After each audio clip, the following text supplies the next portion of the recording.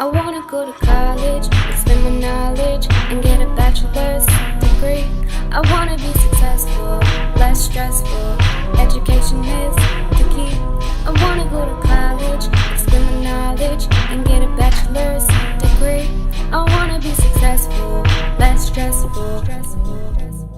Good morning, good morning, good morning. I thought that was a nice, appropriate time to end. I just wanted to quickly say that that song was created by our Upward Bound students. So I just wanted to give them a quick shout out. It was a pretty nice way for us to start our session. So shout out to the Upward Bound students. So good morning. Today we are going to spend some time talking about equity mindset. Before we get started, I just wanted to walk through really quickly just some housekeeping things just to make sure that we're all aware. We will be recording this session, so we just wanted to make everyone aware that your participation is basically giving us permission to do so. If you have some concerns about the recording or regarding the session, please see one of the staff members. So just wanted to put that out there before we get started.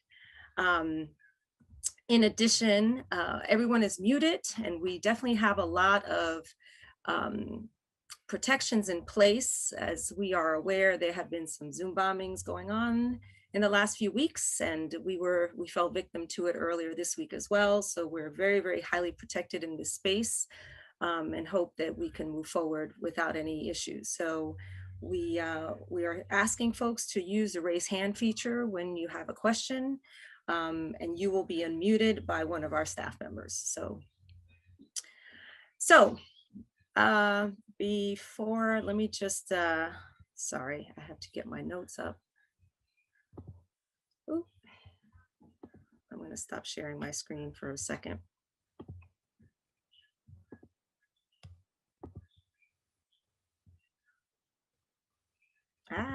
Sorry, my bad. So again, good morning, and thank you for joining us on this snowy day. I promise you spring is coming. It is coming. I know we're all tired of the snow, but a good thing is that hopefully none of us had to commute or get out the house too early in the morning, at least not yet. I know I have to run out later to get some food because I don't have any stuff for dinner, but that's not your problem, that's mine. My name is Michelle Talinci Michelle, and I am the interim assistant vice president for equity at Rutgers.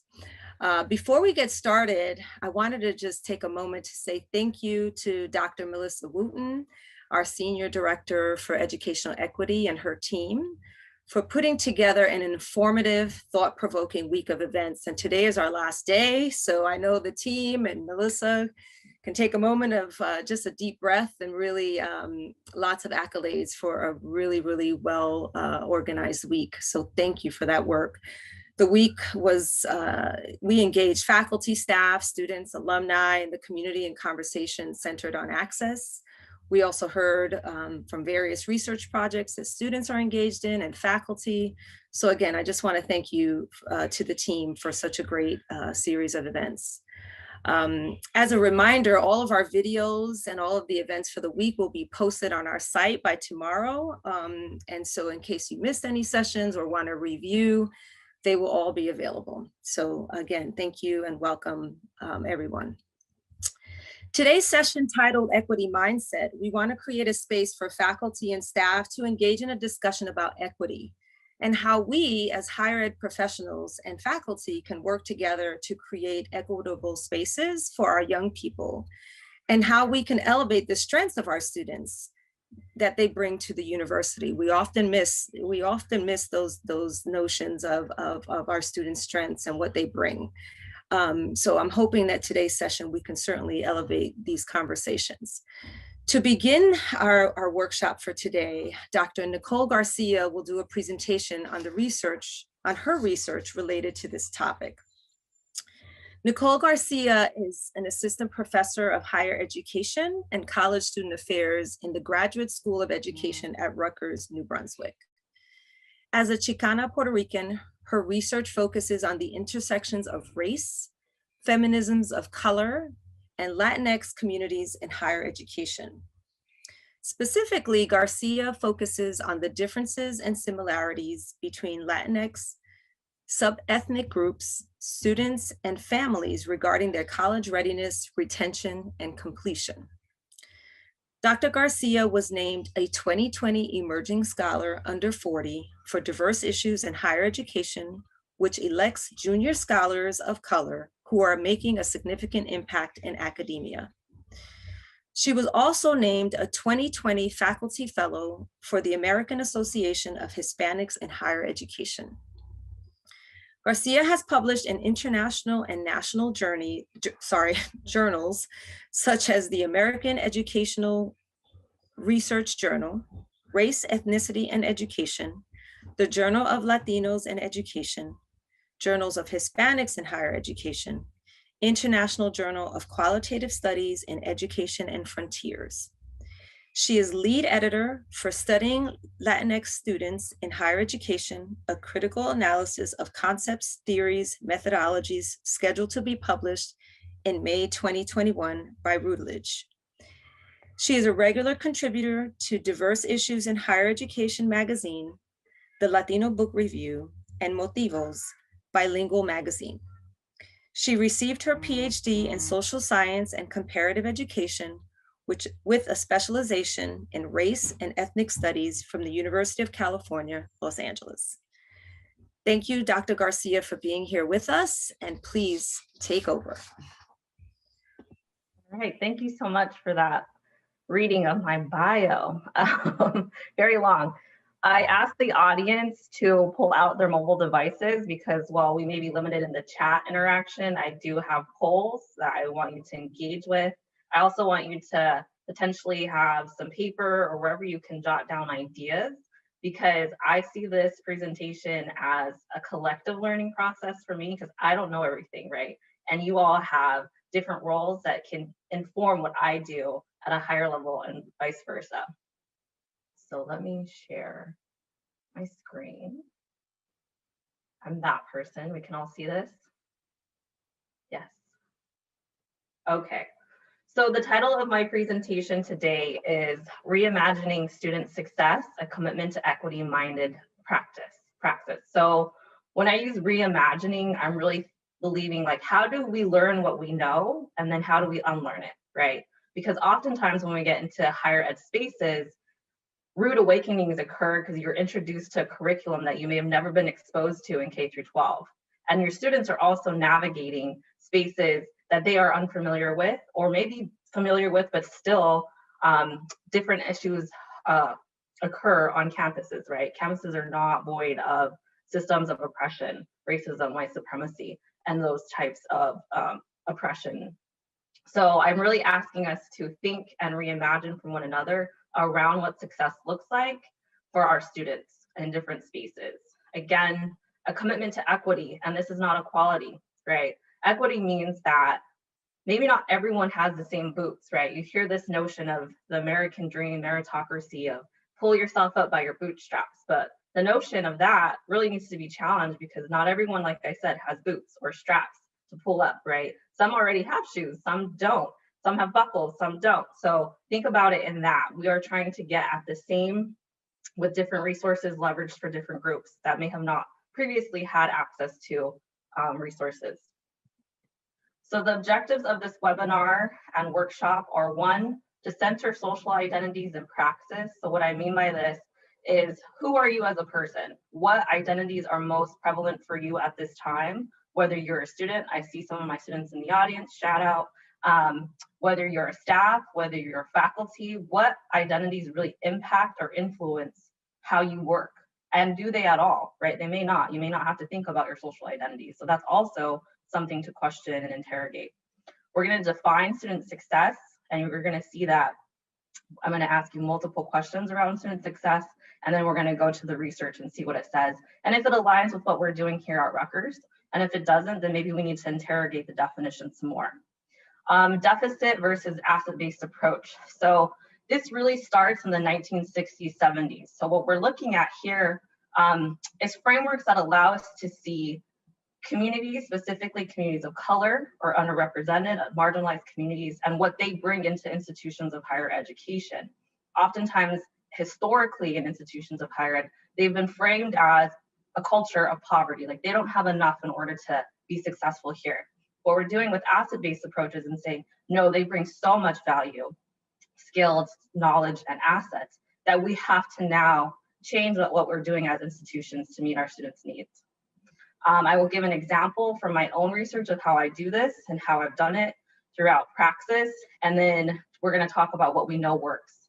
And we have a lovely case study for you all to engage in and think about in a different context rather than Rutgers, right? I want you to think outside of Rutgers in multiple ways because students vary on college campuses. So first, if you can pull out your mobile devices, at the top of this screen, you'll see the poll ev.com/ngarcia. So if you want to respond, you want to go to that website, and or you can text the following, Nicole Garcia I-959-237-607 and join. And it will allow you to put in your answer. So I'll give it a couple minutes for you all to get adjusted to this, but I have a few of these already. So get your mobile devices out and see if we can populate these responses.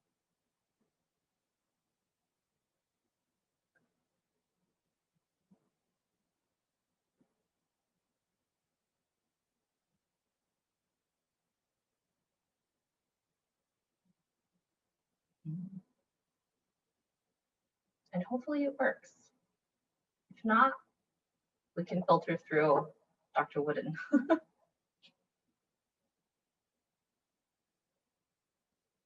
Okay, here we go. So what have you learned about yourself in quarantine? The need to balance solitude and connection.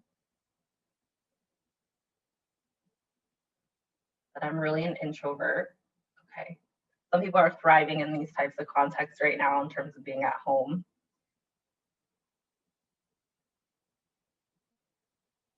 I need connections with others to feel in community with others, that I need to listen to my body.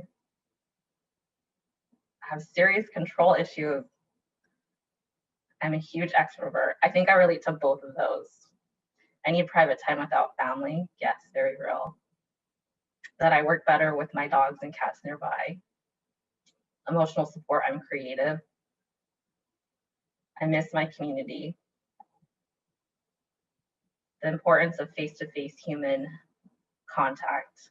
I like being home, but I miss the community of work colleagues, yes. That I miss the energy I got from my coworkers to help with my work. My worth is not determined by my level of productivity. Patience is a virtue. That it's hard to separate work from home life and the work from home environment. I don't like working from home.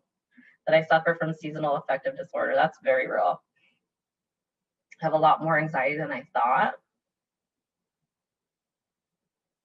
Okay, I'm gonna give you a couple more responses and then I'll go to the next. I miss the presence of my students.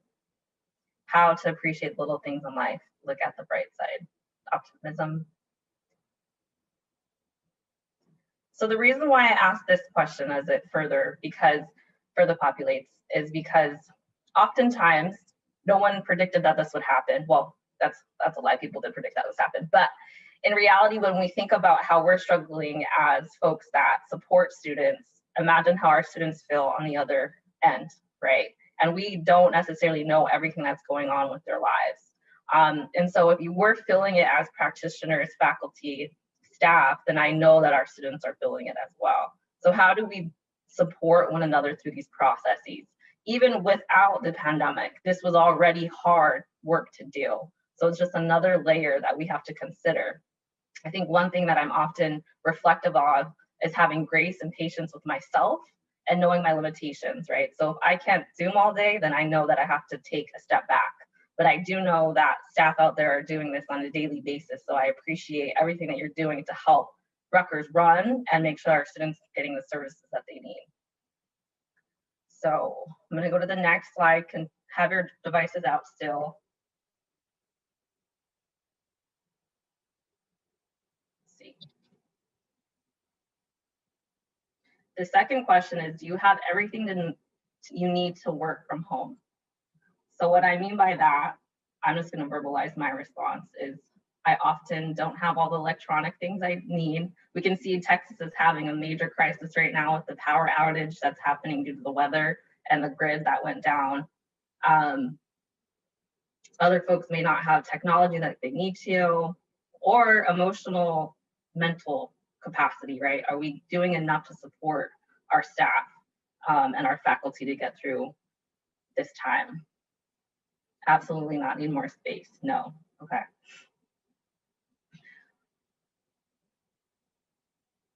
Generally, yes. Baseline, yes. Absolutely not private space to do my work. I don't have a proper workstation. No, same work with less resources. Nope, limited space. I don't have the physical or emotional distance from my family, luckily, mostly. Yes.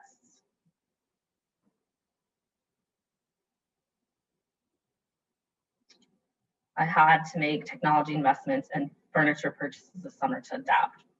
Yes, I have to connect with colleagues for emotional support. No, I work with tools that have found ways to be productive as in the typical work environment. Need more supplies such as a scanner and printer, otherwise, yes. Have a power outage this week because of weather, so I did not then. Okay, I'm gonna continue with the presentation. The reason why I asked this is because often through this pandemic, we have went without as folks that are supposed to, help support our students. Again, as we can see and experience, equity looks different now, more so than it did previously. Like I had previously stated, it was hard before and now it even got harder. And many of us that do this work understand that it's a struggle. So how do we do this collectively as community and build these virtual environments so that our students can feel supported, but we do as well, right? I don't have the answers for everything. That's why I'm posing these questions of student success now looks different. And it's the time to think about and reimagine and redefine what it looks like for Rutgers here and students across the nation. So hopefully this conversation will be beneficial and that we can, both build on what we previously know and what we know now, since it changes day to day. Thank you for sharing and your vulnerability. Again, this is all anonymous, so you won't have to worry about your responses. Let's see. Sometimes it takes a minute. Okay, so this is a rhetorical question, but feel free to jump in. Where did you first learn about success? So I ask about this because success in itself is something we hear about. It could be an educational setting, K through 12, it could be from your parents, it could be at a park, it could be, where do we first learn about success?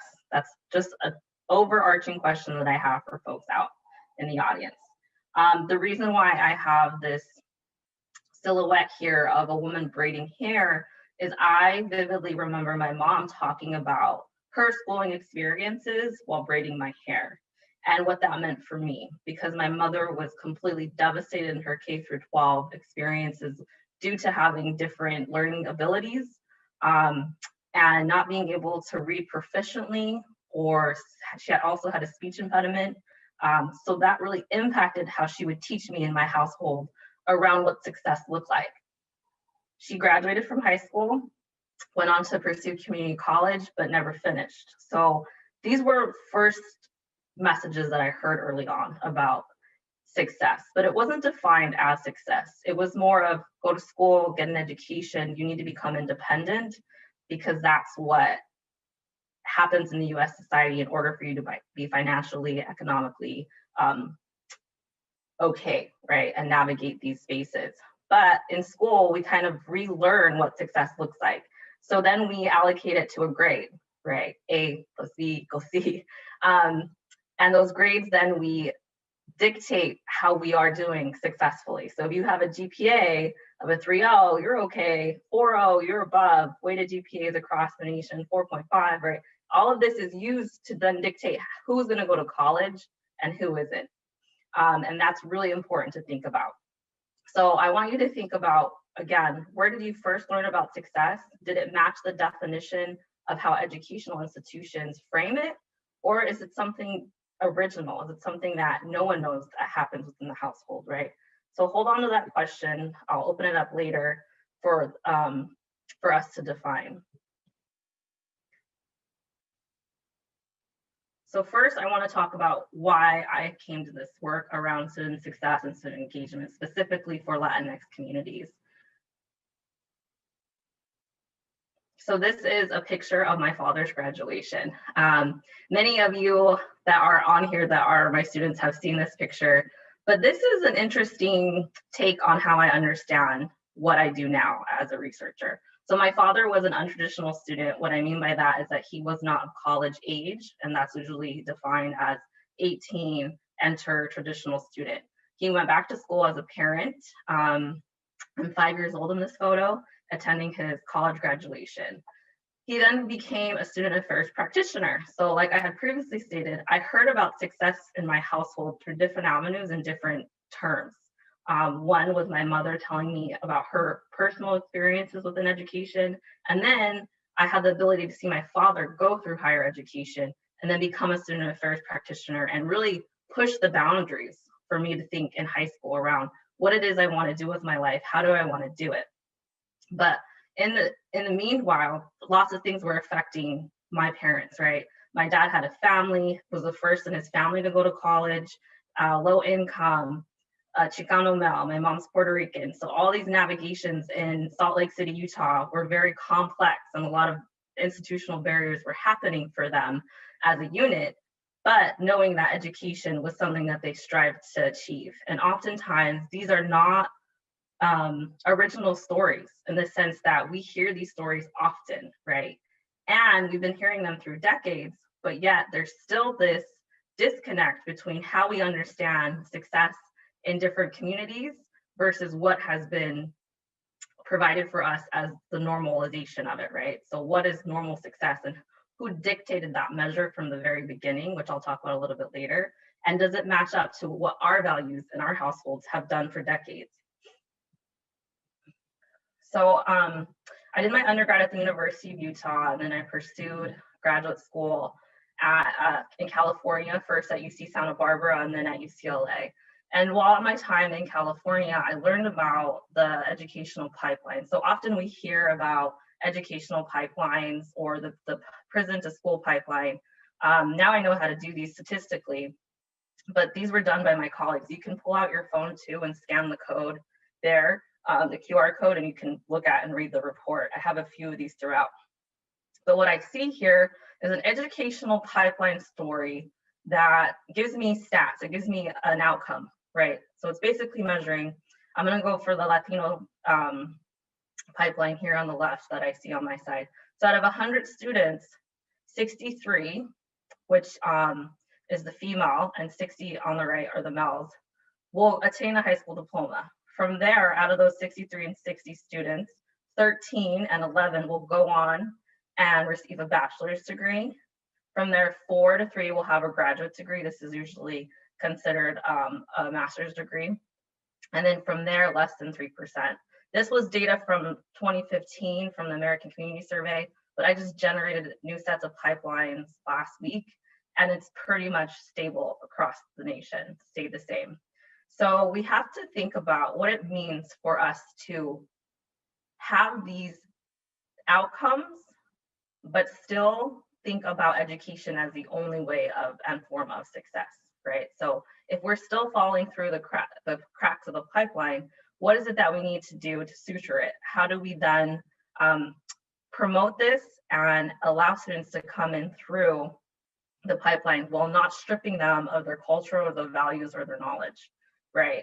So this really was where I started to think about, okay, how do we understand numbers and what are numbers not telling us, right? Because so often in educational research or what we do in institutions of higher ed is like, hey, what do the stats say? What are the outcomes? What's going on?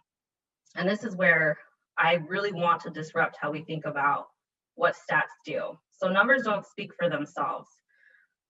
While we see the numbers and the outcomes may look very deficit in orientation, we have to think about what of those less than 1% or those 13 bachelor's degrees, there's something to learn from those students that were able to attain that. And there's something to learn about students who did not persist into graduation as a measure of outcome, right? So if we're looking at quote unquote what people call as failure or success, we have to problematize that dichotomy and how it was first originated and built on, which I argue racism, systems of oppression have always been endemic to educational institutions.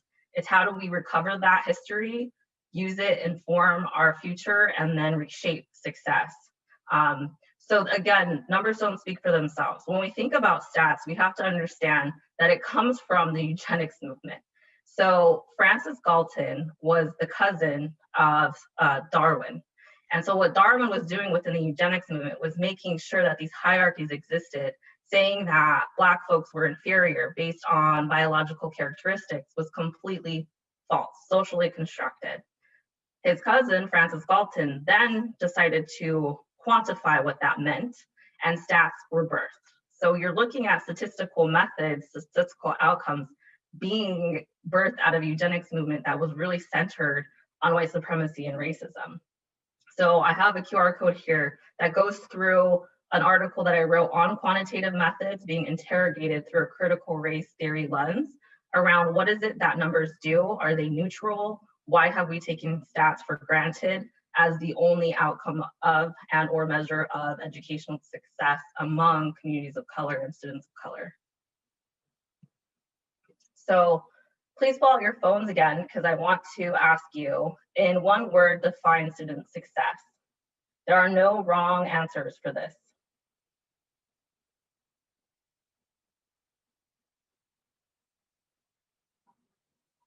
Nonlinear, okay, great. Persistence, thriving, potent, holistic, rising, multi-factor, stability,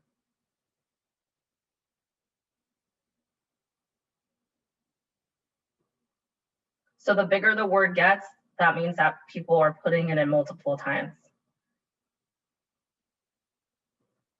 I see holistic a lot, which is really great. I'm excited for this. Realization, stability, holistic. Those are two that are standing out. Growth, completion, wellness, degree, inclusion, stability.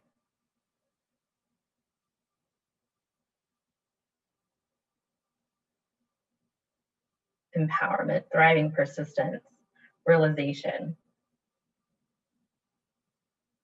Empowerment again. I like this. I see 3: stability, holistic, empowerment, and growth. Let's keep that in mind, write those down for later when we do the case study, because if this is what the collective is thinking about, I wonder how that looks like in praxis, right? Stability, holistic, empowerment, growth.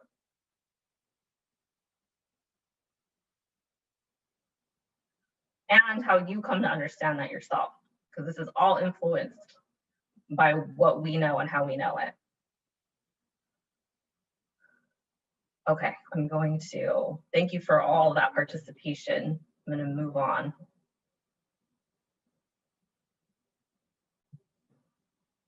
So this right here came out of a recent book on racial microaggressions. And the reason why I want to talk about this is because when we talk about institutional racism and everyday racism, we need to acknowledge the 400+ years of history of racism, both structure and everyday, that for African Americans or Black folks in the US, 87% of that history was spent in legal bondage and legal separation, okay? So this is really important in context, because institutions of higher ed, like I said previously, are not neutral spaces. They're racially charged.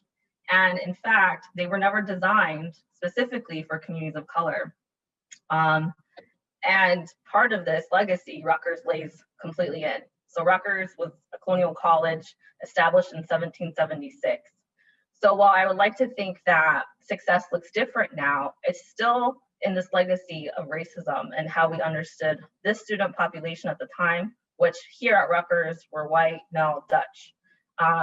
So that's very different than what we see now with the demographics. While some of Rutgers is still predominantly white, well, the majority of it, we have to think about how students of color and underrepresented students, low income, first gen, have to fit themselves in that mold in order to be seen as outcomes of success. It's not that simple, right? When we start to challenge how we got these socially constructed notions of success. So I want to show you this to demonstrate that there is a long history that this has been around, and we have seen the effects of it this past summer, currently during this week through Zoom bombings, but this is nothing new. But I cannot talk about student success without talking about racism and how it affects our student populations. So traditionally, student success in higher education is defined by these. Student success can be defined, and we had our own definition. So let's think about, does it match? What do we mean by this in praxis? Defined as academic achievement, engagement in educationally purposeful activities, satisfaction, acquisition of desired knowledge, skills, and competencies, persistence, and attainment of educational objectives. Every single one of those markers of achievement, or quote unquote success, should be challenged and interrogated. We have to think about, what do we want and need of students before and after they enroll in post-secondary education? Second, what happens to students during their post-secondary studies? And third, what are the implications of these definitions and how they inform policy, practice, and improving student and institutional performance? That's really important, because like I had asked you if you have everything you need to do your job. Some of us don't, but we're still doing a job and still trying to be successful at it. So success is going to look different, like I had said previously. So how I do this work is I always think about students. I had talked about how institutions of higher ed were not designed for communities of color in mind. I really do think that. We can talk about minority serving institutions and what they have to lend us now, which is really important. We should be looking at what they're doing. Some of them are doing really great, successful work that we could learn as an R1 PWI. So the work that I do focuses and centers students. I want to know what students are saying, because I don't think that less than 1% is a valid thing to say, and that justifies why we need X, Y, and Z programs. I also want to hear voices. For me, students and their stories are incredible empowerment tools, right? We had holistic, we had empowerment, we had growth. In order for me to grow as a researcher, I need to know what's going on the ground. So students are the foci of what I do. That then informs my praxis, or what I bring to the institution, to help and encourage leaders to change institutional policies and access for our students that may not necessarily have all the resources that they need as defined by the institution. I often think that we have enough and huge assets, knowledges, and abilities, but is it recognized by the institution? My work actively disrupts that. So this is how we reframe what we understand. So through decades, as I showed you that timeline of the abridged racism, how that exists, right? I talked about how stats have been leveraged as tools to hurt communities, specifically communities of color. Those are all grounded in a deficit approaches. So what that means is the goal is to eradicate home and community practices and replace them with superior practice. So how institutions of higher ed have normalized this is that white standards, white normalization of success, which tends to be quantified in graduation, in how we perform, that needs to be challenged, right? Because as we had saw on the diagram, centuries of indigenous ways of knowing have been lost and are trying to be recovered, like oral histories, right? How knowledge is passed down from one generation to the next generation. So that's in deficit approaches. So it's a view of the community and home culture as bankrupt of value. There's no value. Right now, we see a huge shift in higher education research and talks around this to not do deficit perspectives. But like I said, this has been around since the 1970s, so it's nothing new. K through 12 scholars have been telling us for decades that we need to think about and outside of deficit approaches. So then we get different approaches, and this is based on Django Paris, my colleague, on culturally sustaining paths in K through 12 context. So difference approaches goal is to bridge towards dominant practices without concern for maintaining home and community practices. So that means that we're telling our students that they need to adapt and normalize what the institution has normalized, rather than bringing with them all the knowledges and skills and abilities they have and seeing that as a value. So views of community of home and community cultural equal to but different from practices of value for teaching and learning, right? View of home and community cultural equal to. Equal to is not equity. That's really important. Talk is about equity, right? So resource asset-based approaches. This is where I ground my stuff, my research in particular. The goal is to provide access to dominant practices while sustaining home and community practices. It's a two, both, not an and or. View of view of home and community culture. Resources to honor, explore, and extend what is already previously being done within the households, right? Within our communities that then we bring. This is where I ground my research, as I said. So I'm going to share with you a study that I did, since we're on the East Coast and some of the populations we do serve that are Latinx are majority Puerto Rican.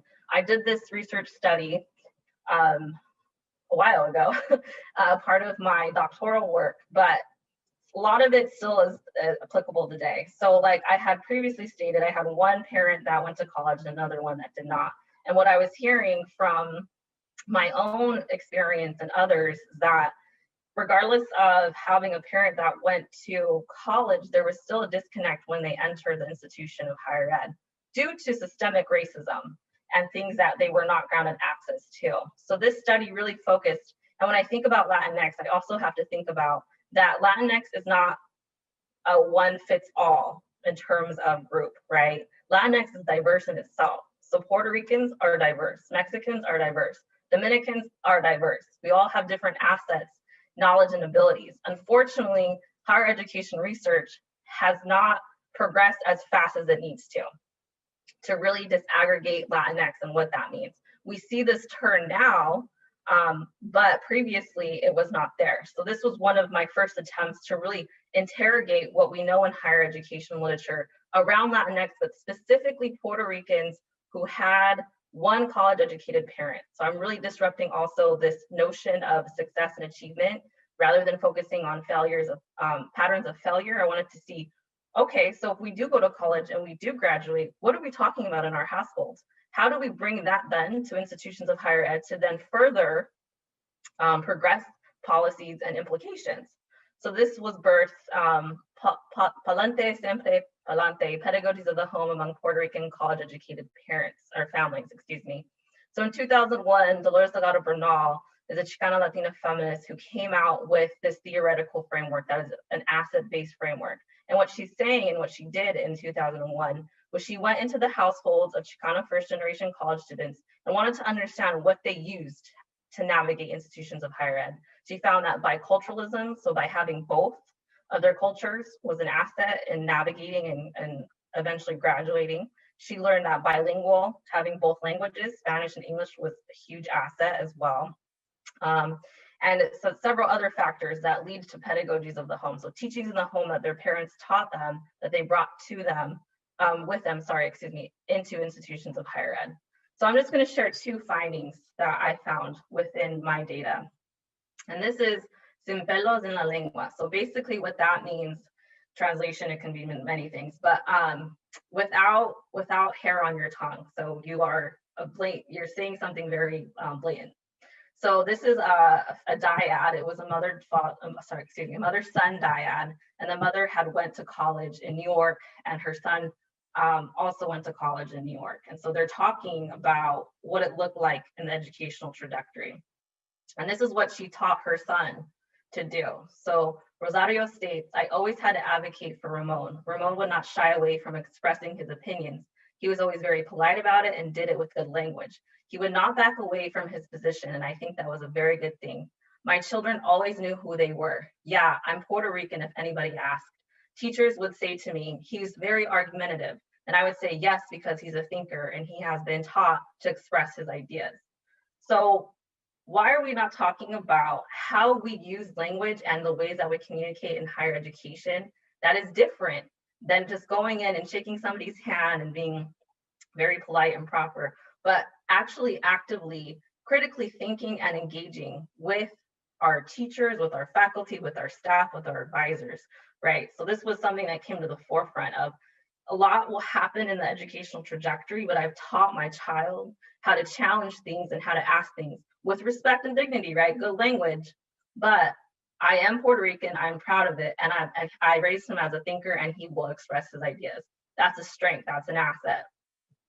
The second that I want to talk about, because oftentimes when we think about Latinx students, we think about first gen solely. And I want to challenge that because not just Latinx students, but other communities of color have legacies of completing college. And so this is the contradictions that I'm hearing among Latinx, specifically Puerto Ricans in this context. This is another mother, son dyad that also went to school, college in New York. So Rocio is the son. He says, the earliest message I remember from my parents was, you are going to go to college. I saw them both go, and they were first in their families to graduate from college. Both did it part-time while I was alive. I was at both of their college graduations as a teenager. Lucia, I wanted him to go to college. We took him to see colleges and all that. All of us went, and you basically did it yourself, right, Rocio? I said, yes. Even though my parents went to college, I was the first to go after high school. Even though my parents blazed that trail, there was a lot of newness to it. Yeah, they were involved, but they were happy that now my wife was there to guide, as a guide as well. So what this demonstrates is that even though this mother had a college education, at the time she went to college, she was also a non-traditional student, transfer student, and had a different understanding of what college meant to her versus what it could do, versus the information she could provide to her son, or so she thought. So Rocio, even though defined as non-first gen, still very much had a first gen experience. So we really have to think about how we characterize labels for students, because it either helps them to put them on the path to graduation or how they see success being done. Nicole, I just want to be mindful of time. So if we have about 3 more minutes, just because I want to make sure we have time for questions and answers, and also the case study as well. So I just want to, let you know, we'll take about a few more minutes. Yeah, thanks. Okay. So how do we do this in praxis, right? So I'm thinking about emotionally guided pathways and how that looks like in everyday institutions. So straightforward, college students are more likely to complete a degree in a timely fashion if they choose a program and development an academic plan early on, have a clear roadmap of courses they need to take to complete a credential, and receive guidance and support to help them stay on plan. This needs to happen throughout, right? But this also needs, as we had discussed previously, what do we need emotionally to help support not only our students, but us as practitioners, faculty, so forth. So institutional accountability. Right now at Rutgers, we see this happening with DICE being charged with things to do to help our campus reach a racial climate that's equity minded, right? So our mission statement, our leadership changed. Emotionally responsibility for support. So we got to equip our leadership, faculty, and staff with emotional support in order for them to help serve students to be successful. We got to create sustainable climate change and emotional responsible leadership, faculty, and staff to better serve student populations. We need to have a commitment to serve all degree-seeking students. So discourse shifts from student populations. Emotional connections begin with language. So how often do you hear yourself say dropout or at risk? We no longer should use that terminology. We should say at promise. We cannot no longer just tolerate our students. We must embrace them. We must work with them. And that works around labels, right? Support and connect and transform how students think of themselves. Students' outcomes to holistic students. Many of you had their success as holistic. So outcomes are important, but developing emotionally receptive students as holistic improvers improves broader society overall. And then student-centered models. We have to talk about the different histories based on gender and ethnicity and race, and cultivate student decision-making as key and different for varying populations, exposure to academic programs, and clear pathways. So often we hear about, I didn't know I had to do that, right? So there was no clear drawn plan. Faculty to student interaction, that is so important for student learning.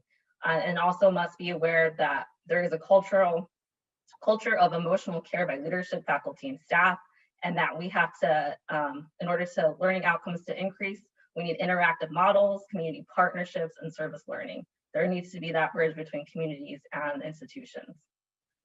And I'll stop there. Great, thank you so much. I know there was so much information to cover. Thank you so much for sharing. I think this is such important work.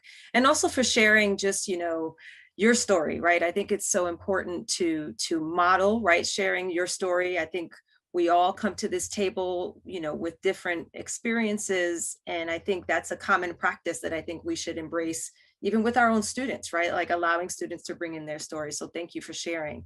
At this time, we're going to take a few minutes to take some questions from the audience before we go into our case study activity. So if there are some questions, please feel free to put them in the chat. And you could also use your raise hand feature. So either or will work. I do have a question to start the conversation. I think you definitely highlighted some great things that universities and colleges can do. But oftentimes, having worked in administration for over 20 years, right, we're constantly dealing with budget constraints, or there's always these excuses around, well, we just don't have the money to do XYZ, right, to better accommodate our students. So in the spirit of just kind of like low-hanging fruit, easy, quick things. And when I say easy, I just mean like, impactful things that can be done that don't really require money, right? That don't really require massive budgets. When you think about your experiences at different institutions, what are some things that you see that universities and colleges can do quickly that really doesn't take a lot of resources to begin making the institution seem more accessible? Great question. So I think simple things in practice, right? How do we do this daily if the institution does not have the budget or often cuts budgets, right? I think it takes one person to discourage a student to not persist, and it takes one person to bring that student back in. So often I tell folks when I give talks, embrace the student. First and foremost, learn their name. Names can change so much. And I talk with my students often around how do we learn each other's names and whose names matter and why do they matter? And so it's a simple thing as a shake of a hand. What is your name? How do you pronounce it? That will allow a retainment that we may not even understand on so many levels. We don't know what's happening with that student or how many times that name got messed up throughout the trajectory or written or mispronounced, right? A simple thing like that is very productive. Again, I had community partnerships up there. If you're an academic advisor and you see that a student has a family member with them, invite that family member in to be advised at the same time. Explain what it is that you're doing. Oftentimes that's not seen through praxis. And I think that is also another way is inviting families. And sometimes, there are contradictions around how we understand family in higher ed context, but those are two things I can think of off the bat that don't cost money, but just are common sense that folks can practice. Absolutely. I think the name thing is so important. Even among staff, right? I remember having a conversation with a staff member. I was introducing someone I had hired. And the first thing the person says was, doesn't she have a nickname? And I'm like, no, like this is her name, and just learn to say it, right? So I think you're right. Like just that as simple, something as simple as that, just take the time to welcome that person, acknowledge them, and really embrace their identity and what they're bringing in. Thank you. Another question. Let's see, something came in. It says, doesn't take a lot of money to shift perspectives and change perceptions of student success, having more diverse administrators and staff at the table. So that was a comment that came through. So absolutely. Again, I think that there's also this divide, right? There's the divide between like theory and practice. Again, I've said it, I've been a practitioner for 20 years. And though, yes, I had my PhD and sort of did research for my PhD project, my work has always been the day-to-day administration. So there's this divide between theory and practice. And so how can you, right, as a scholar, as a professor, help, or faculty in general, how can we bridge the gap, right, between the theory and practice, and how can we bring faculty and staff together to sort of make sure that our programming is sort of up to date, that we're aware of sort of the trends and the changes happening in higher ed, because as we know, right, it's very dynamic, it's constantly evolving. I mean, that's, I think, one of the things that I love most about higher ed. So how can we bridge the two, right? How can we bridge theory and practice, practitioners and faculty, to really ensure that we're keeping the institution sort of up to date and relevant in the practices that we bring in? Right.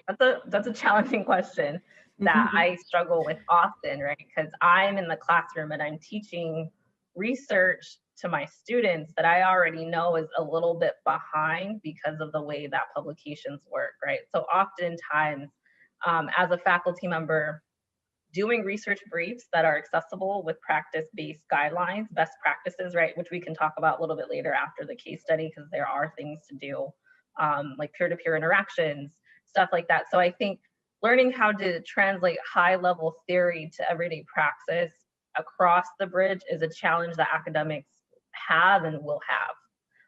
Oftentimes, I don't think, I'm in higher ed, I'm in education, I'm not in political science, I'm not in, medical biosciences, where things are talked about differently among different populations. So first and foremost, since we're moving towards equity mindsets, like having folks come in and give workshops and webinars around what it is that we're seeing in research, and that best informs how we do praxis. But also it's not just a hierarchical conversation, right? Where you're a practitioner, I'm a researcher, I work with practitioners, like what's going on in the practice that then we can disrupt, right? A student or student groups that are like dealing with racial climate, like we have to talk about that. We have to acknowledge we can't sweep it under the rug, because if we don't acknowledge, then we can't change, right? It's gonna be uncomfortable. So oftentimes the theory to praxis will look different, it will change, it will evolve. And that's where the work is. You can't stay static. As a practitioner, I tell my students, if you're not reading, then you don't know what's going on in your practice. And vice versa, right? Like you have to stay relevant. And there are organizations out there that keep you relevant. And also, I think someone had put the perspective, like who we hire matters, hiring practices matter. We have to push against leadership to hire faculty of color, practitioners of color, administrations, and unfortunately that doesn't happen everywhere. I don't think I answered your question explicitly because it's complicated to answer, but yeah, that would be my response. Yeah, no, I agree. I don't think there's like one right answer, right? Like one cookie cutter answer. But I think you're right. Staying relevant in the literature, right, and making sure that we're staying connected with organizations. And you're right. There are tons of professional organizations that allow that space. And I think the leadership plays a role too, right? Like I know, for us, we're fortunate where we have support to develop and evolve and engage in conversations. And I think it's important that as supervisors, managers, that we're encouraging that of our staff as well. So there's another question in the chat. What does accountability look like for these perspective shifts? And how do you stay understanding and empathetic while trying to push people's perspectives? Right. That's a hard one. That's a hard one too. Right.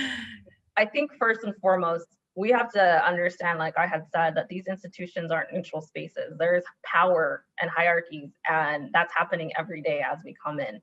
So we know our place often, whether that's hidden curriculum or not, right?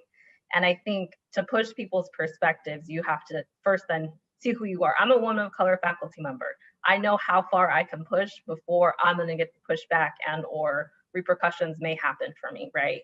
I think this is really important as we think as staff and administrators and faculty. But if I don't push my colleagues in a way that services my students then what am I doing at the table? Even though I'm not tenured, right? So what does it mean if something very deficit is said about communities of color in front of me? I will have to disrupt it because I can't stay silent on that instance. Now, I also recognize that it does take a toll. So how often do I stay silent and how often strategically silent? And then when do I need to actually step in? Is something that I negotiate daily. So for folks that are thinking about, okay, something very racist was just said, how do I disrupt it? There are so many different skills, right? Of like, okay, when you say that, what did you mean by that? How did you come to that conclusion? I would like to hear more about what you just said in that way. You know, like the specific questions that we pose to our colleagues can be very informative. I like to tell my students, I'm like, I'm gonna push back. Do you trust me in this process? Because we do a lot of building, and oftentimes it is yes, right? Like, okay, like how, and it's not like you're wrong, you're racist. Those are the hard conversations that if you are on attack mode in response, you're gonna get attacked back. So how we handle it, unilaterally is really important. And I know that it can be damaging too, but I think every context matters and situations are varying across practice. Absolutely. I mean, again, right, very, very huge question, layered question, right? So I think, again, there's a lot of different perspectives, but I think you're right. I think, hearing your response, like creating this space for that dialogue, right? And I think creating that space, it has to be a trusting space, right? So even you're simply asking your student, like, are you ready? Like, are you ready? Are you ready? Do you trust me in this journey? Like, that's important, right? So I think even among peers, right? Like from peer to peer, I think it's important to try to build in for that space, to have that dialogue in order to really, really grow and learn, because we're going to make mistakes, and people, it takes time to make these shifts, and it takes time to have this understanding, but really being able to create that space for that dialogue is so important. So I'm glad to hear that the way you engage in your students in that process. Just to add, sorry. Sure. I'd also say that this work just doesn't happen overnight, like, right? Like it is accumulated. Like I've been studying race and equity for, I don't even know how long. And I know so much, but not everyone knows what I know. And I have to remember that too. So they're frustrated. You got to meet people where they're at. And that's really important. Like this isn't a Band-Aid fit, right? Like it's going to have to be a long journey, right, to undo a lot of harm. Right. Absolutely. Absolutely. And there was a comment that just came in the chat, which is so true. It says applying theory to practice is a common challenge. There really needs to be someone charged with taking responsibility for the initiative and intentions, continually assessing progress. Absolutely. Right. So I think the structures, it can't just be something that's said. There has to be a formal structure in place to really assess the growth and change and accountability. So absolutely. Thank you for that comment. So we'll have more time at the end for question and answer. At this time, I think we want to transition to the case study. So Nicole, feel free to continue.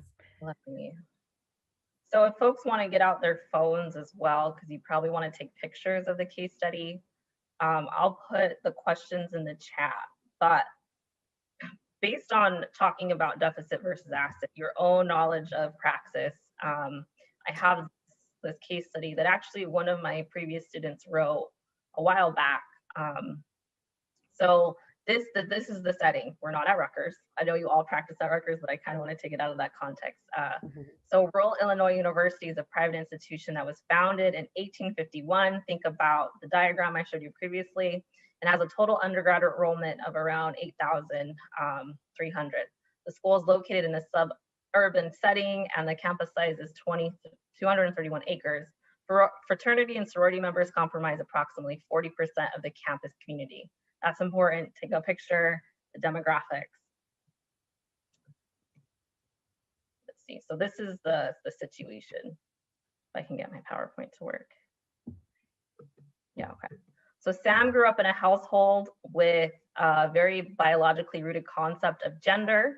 He was born with female sex organs, but currently identifies as a transgender male.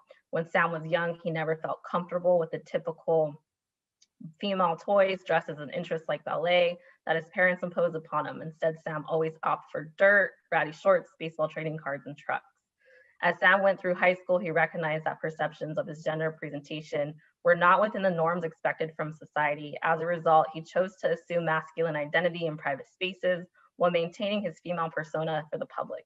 Encouraged by the freedom of college, Sam decided to fully present a masculine identity to the school community. Sam is now 19 years old, sophomore, and while he doesn't believe his gender, his gender necessarily fits neatly into one to two categories posed by society, he publicly identifies as transgender male and has already started hormone therapy. So now Sam, this is the case, has always been drawn to the tenets of Greek life and philanthropy, the network and leadership, the potential for lasting friendships, and ability to be connected with alumni and mentors were all also key motivators. However, with his changing body, Sam thought he may not be as comfortable or safe in a fraternity, so he decided to rush a sorority. During one of the mixers, he overheard Britney, the president of Kappa Kappa Gamma, tell another pledge, "I don't understand why he's here. This has got to be a publicity stunt. I mean, Sam doesn't want to even be a girl anymore. How can we possibly allow him to be part of our sorority? Definitely not a good representation of Kappa Kappa Gamma." Sam learns that he was not invited to pledge any of the sororities. So here are the questions. I know I went through that a little bit fast, but we want to take a picture of the questions and then I can post them in the chat. I think they will go out to groups, if I'm correct, Melissa.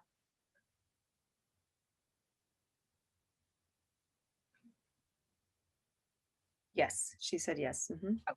And then, so I'll stop sharing my screen and I think we can go into breakout rooms.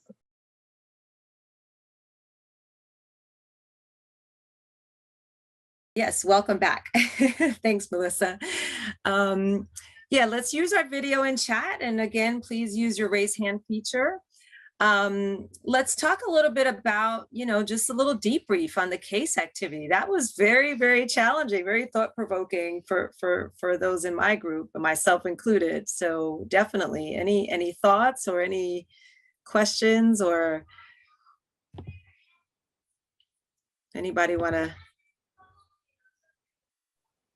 I was just gonna, I was gonna echo your sentiments, Michelle, and say this was a tough one because our group was kind of just trying to rally around the requisites for a sorority. And I know as a member of the sorority has national rules and guidelines. And then because of Sam's gender fluidity, it was a lot at play. So it was a tough one. Yeah, same, Christina. I was saying the same thing, right? Like there's national protocol and national guidelines. And so it's not as easy as just changing policies without consulting with like legal counsel, your board of directors, like just layered, right? It's a layered process. I had shared with the group that, I worked at a women's college for 10 years and they went through a large sort of review of their admissions policies, and women's colleges across the board, definitely have different policies, right, regarding admissions. And the college I was at just basically landed as, if you identify as a woman, irrespective of, how you were born, et cetera, like you were admitted to the school. But again, right, like the board of directors had to approve. There was a lot of pushback from alumni. So again, there's a lot of constituencies you have to engage when you're navigating these policies and conversations. So yeah, absolutely, very, very complicated. So this is hard, right? And I think the different angles. So I usually teach stuff like this and my students don't really think on how this is affected on the institutional level, but they always have really great insight of like, this is what I would do to make the student feel comfortable in that individual interaction, right? And then it's the talk of like, how do we teach folks, like you had asked me previously, how do we bridge that theory to praxis and every day? But yeah, the logistics. So I also teach higher ed law. So like the law is huge around what this looks like, how it's handled on a campus, and depending on the state, the local government, how the campus is, like you said, an all women's college is going to be very different than an R1 like Rutgers, and so forth. So it matters where the content experiences, and there's no straight one answer. And I think we can open it up more to hear what people did discuss. Yeah, absolutely. Absolutely. So any thoughts about, so I'm going to just kind of just jump into the questions really quick that you had posed, right? And engaging the group, you know, as far as like, you know, how would you support Sam in this process? And you know, and for those of you who've been to Rutgers, I mean, I didn't know, I had some sense of what Rutgers may be doing in this space, but like, as far as support and resources available to Sam. So I would love to hear sort of some thoughts as far as what we're doing or things that we could do at Rutgers to support a student like Sam.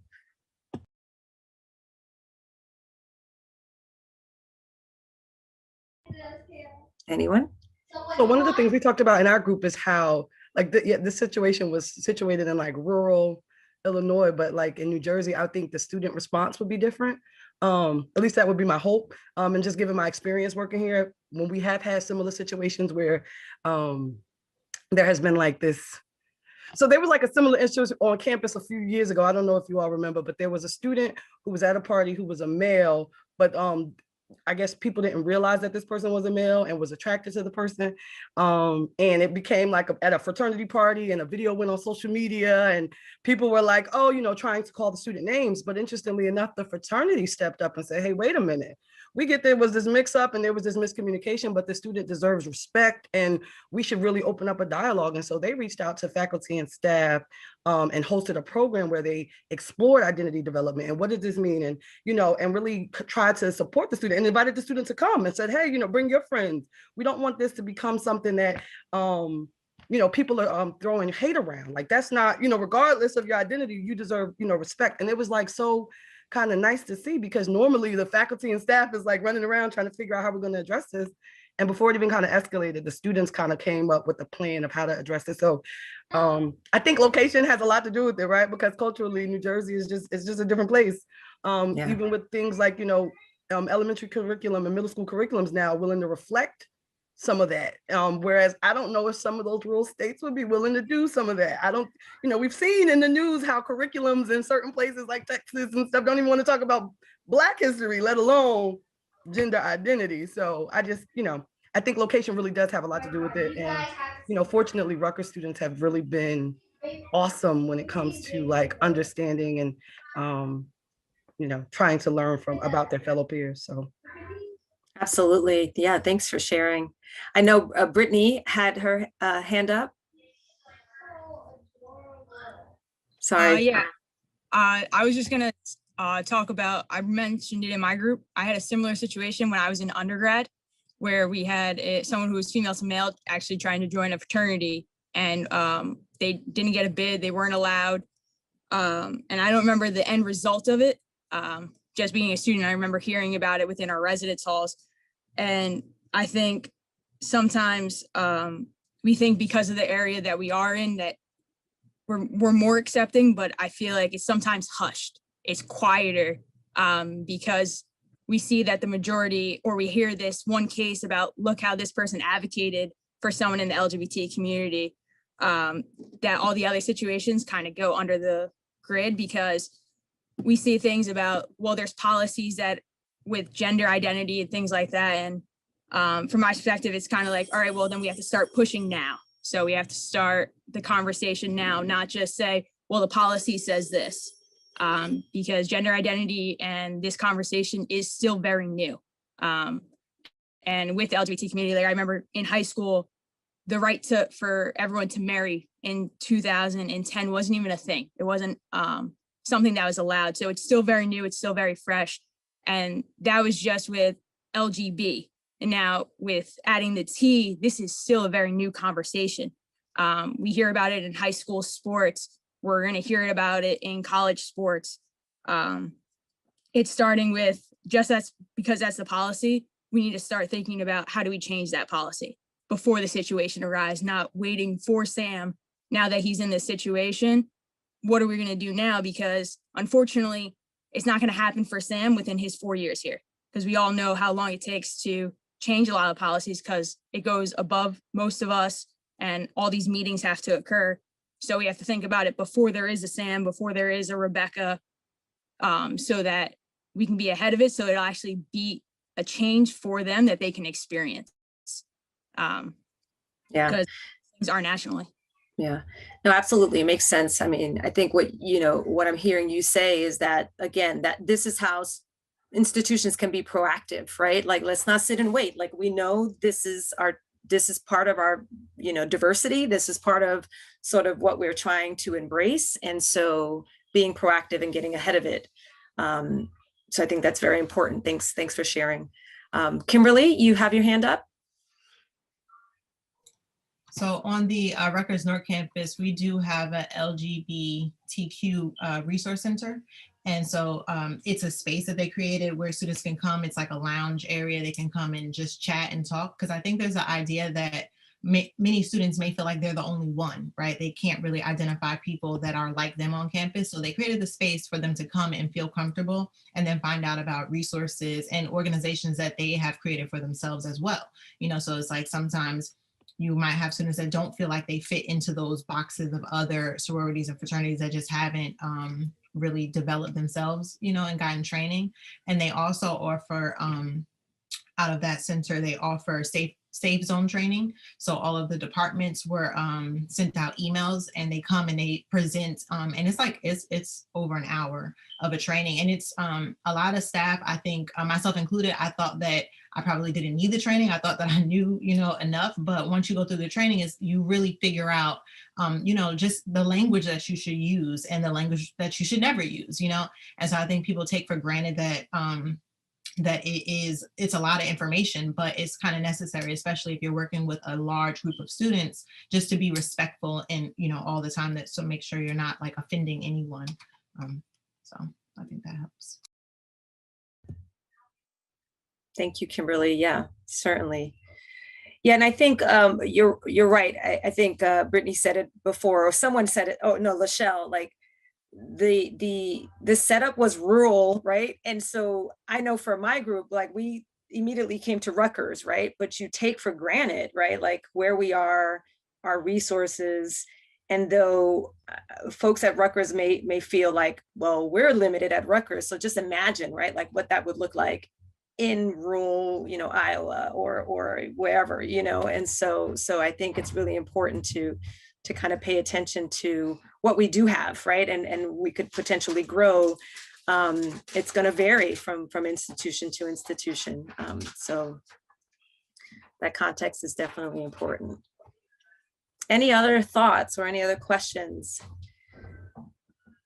One of the things that, when we talked about the question about like, how do social concepts of masculinity and femininity impact, right? The above situation, position, program, office, and department, that was interesting, right? Because we were talking a little bit about like when you're setting up like field trips, right? Or like sleepover trips, right? And what the dynamics that kind of play out in that situation that came out in our group. And I thought that was really interesting. Like I hadn't even thought about that, but and how you find yourself like, yeah, we should be better and be progressive and not even worry about that. But I think as practitioners, we immediately kind of default to like this space of like, well, we got to keep everybody separate. You know what I mean? So that was an interesting dynamic that I like I said, I hadn't thought about, but we talked a little bit about in our group.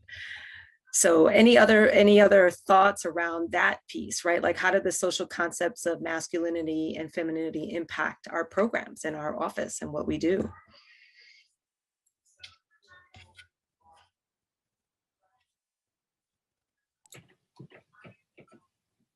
Anybody?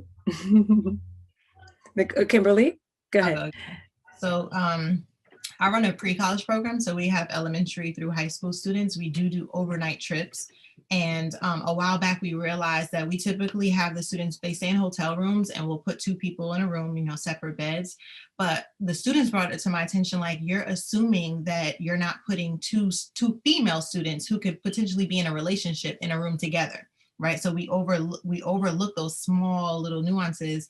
And so we do try to make students feel more comfortable. We let them pick their roommate. But now I have to be more mindful of like who's in a relationship and trying to, purposely get room together, even if they're the same sex. So I think there are like cases that we just have to think outside our traditional ways of thinking, and but then also making students more comfortable. So I shared in our breakout group that we also tend to split our students and do girl days and guy days, and have all the female mentors take all the female high school students and have a conversation, and the male mentors take the males. And again, students brought it to my attention, like, I'm not comfortable in that room. I don't want to be in that room with that group of students. And so we don't do boy girl days. We don't call it girl boy days anymore. So it'll just be like sex education day, and then we give them the opportunity to choose which room that they want to go into.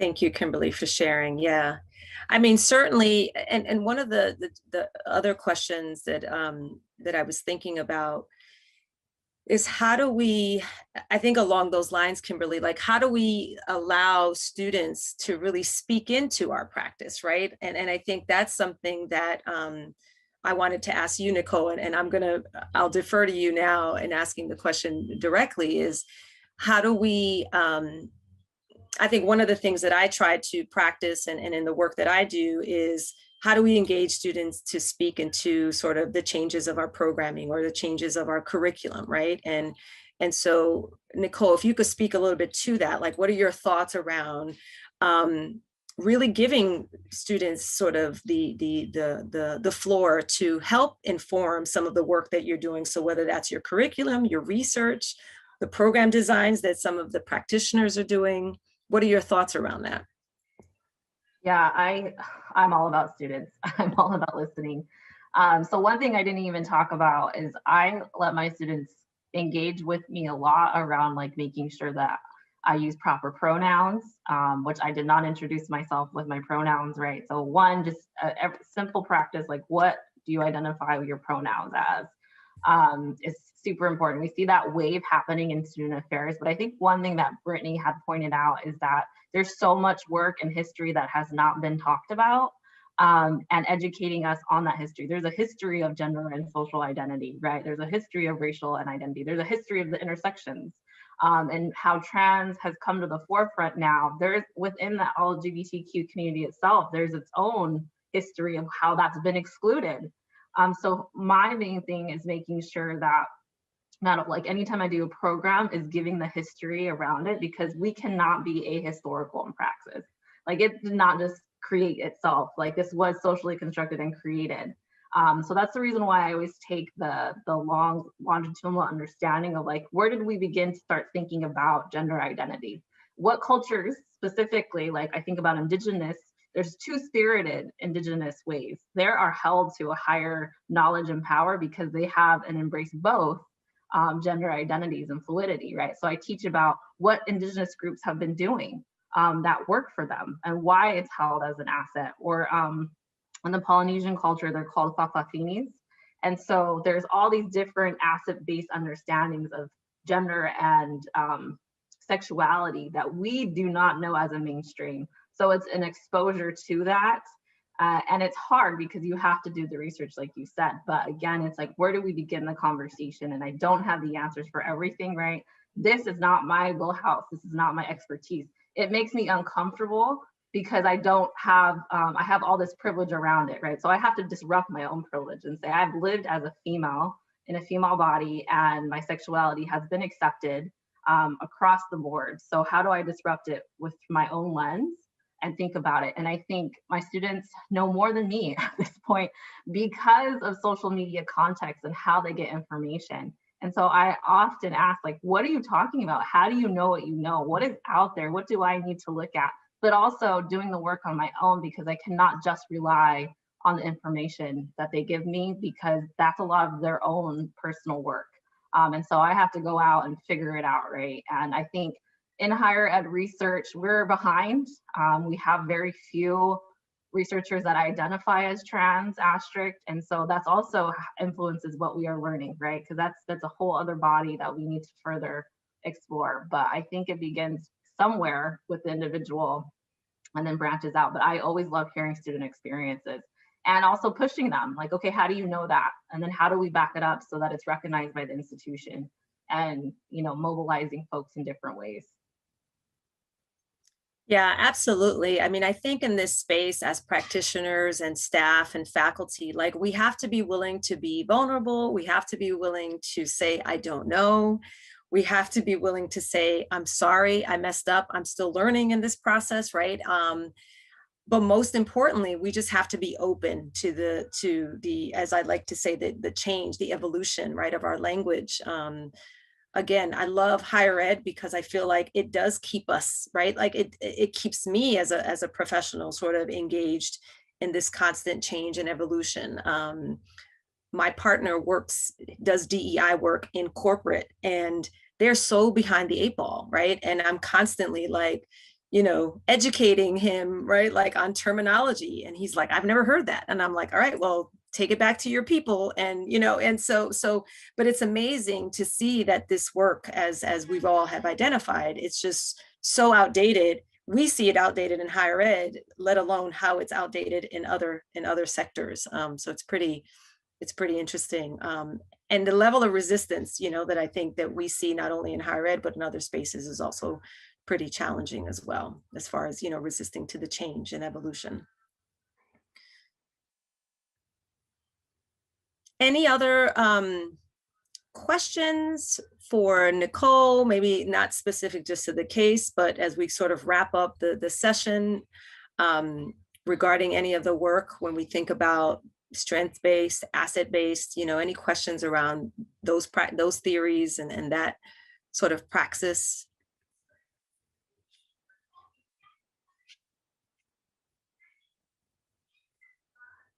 Any, why don't I ask this? What are some practices that you all have embraced or have instituted in your programming that highlights and engages some of the work that Nicole presented today?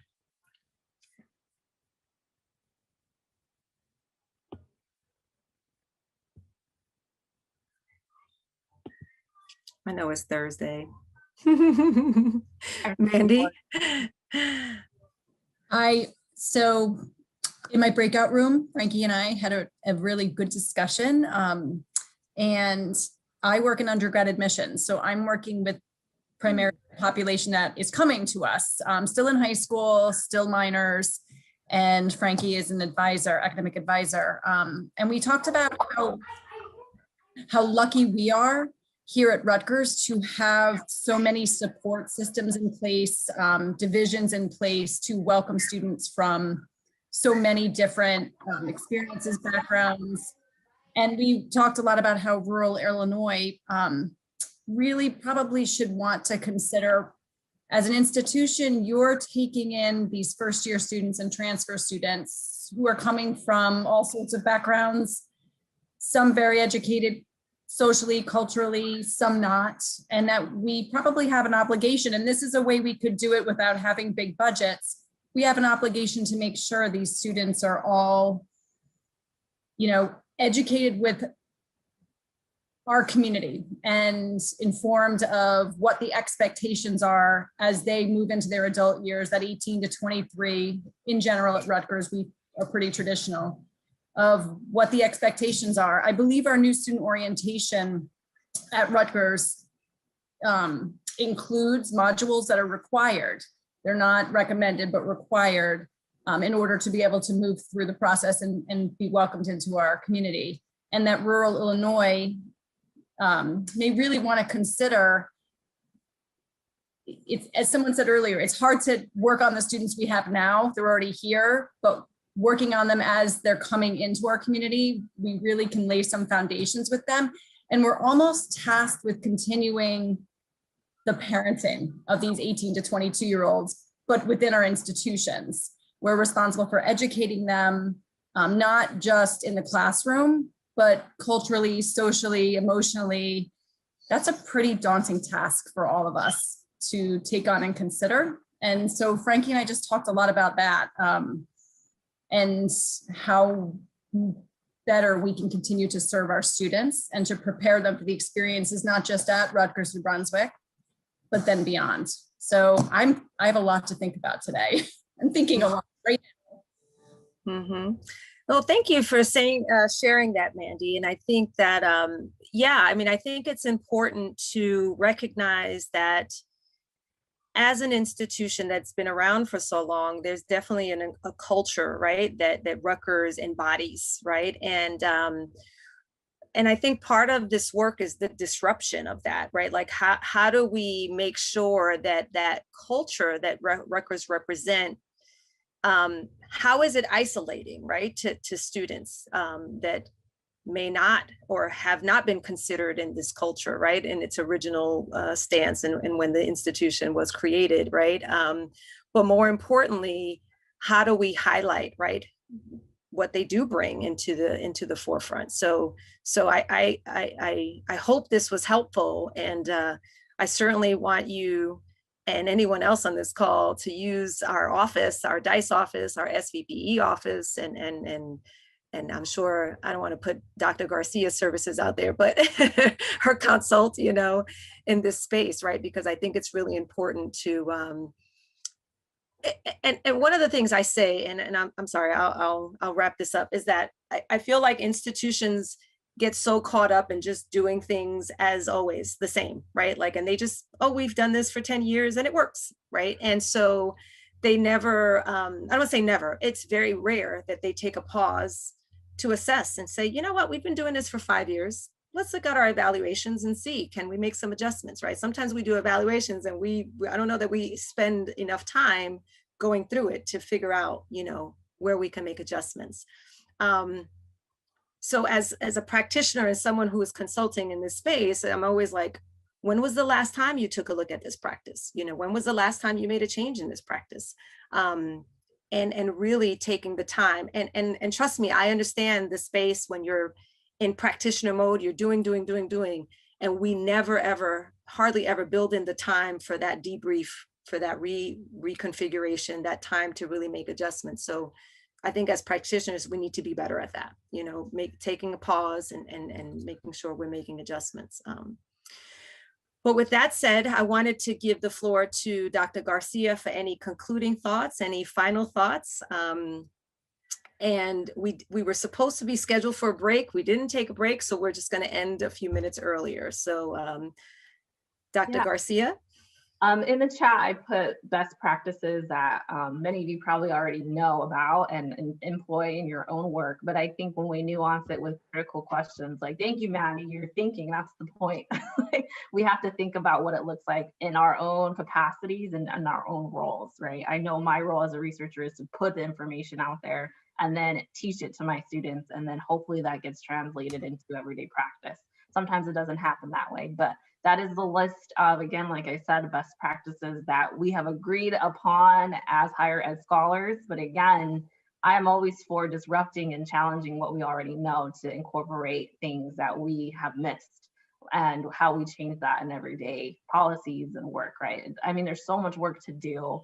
And so I just want to thank everyone for coming here today and listening to me speak and, you know, engaging in the case study itself. And there are no set answers. And I think that's the first thing I teach my students is there is not one answer and you're going to get so frustrated. But it's what can we do individually and collectively together to make a small impact, right? Great. Thank you, Dr. Garcia, so much. I look forward to continuing this conversation with you. We will also compile, you know, resources. One thing that we do well at DICE and the Senior Vice President's Office is we love to have articles and resources and just things for folks to read. So certainly use our site as a resource. Again, thank you. Please be safe. There's a lot of snow coming down. It's still snowing over here. And please take a moment to fill out our evaluation that was just put in the chat. And thank you again for attending. I wish you a great semester, even though we're almost like halfway through. And just please continue wearing your mask and staying safe in this COVID pandemic. So thank you. Have a good afternoon.